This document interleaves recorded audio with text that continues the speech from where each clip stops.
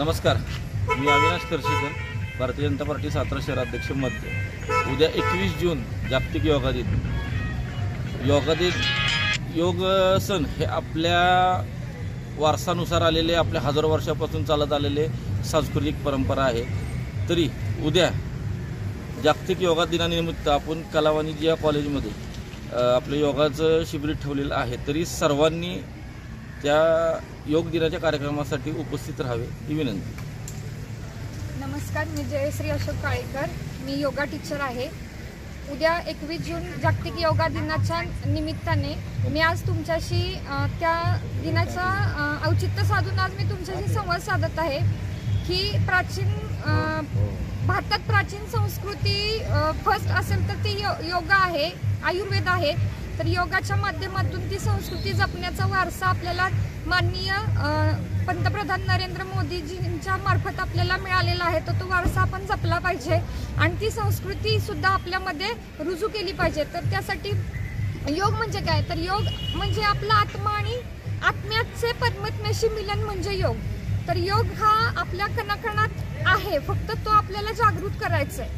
आजच्या धावपळीच्या युगात सर्व महिलांनी अगदी लहान मुलांपासून आत्ताचं यंग जनरेशन बघताय तुम्ही की व्यसनाधीन होत चाललंय। तर त्यांना कुठेतरी स्थिरता आणण्यासाठी आपल्याला योगाचं फार म्हणजे महत्त्व अंगीकारलं पाहिजे सगळ्यांनी।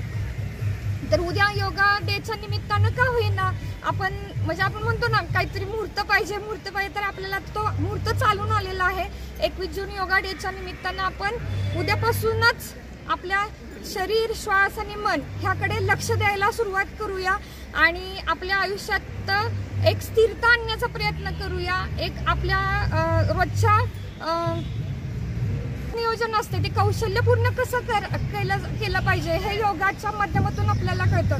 निरोगी शरीर कसं राहिलं पाहिजे, श्वास लयबद्ध पद्धतीनं कसा घेतला पाहिजे हे सगळं आपल्याला योगाच्या माध्यमातून शिकायचं आहे।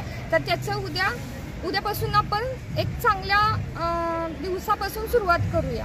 आपल्या इथे कोटेश्वर मैदानाच्या समोर कला वाणिज्य कॉलेजमध्ये एक हॉल आहे, बंदिस्त आहे। महिलांनी जास्तीत जास्त सहभाग घ्यावा आणि एक चांगला निमित्त आहे तुम्हाला शरीराकडे लक्ष देण्यासाठी, आरोग्य नीट राहण्यासाठी। आपलं आरोग्य महिलांनी नीट सांभाळलं तर ते आपली फॅमिलीकडे पूर्णपणे लक्ष देऊ शकतील।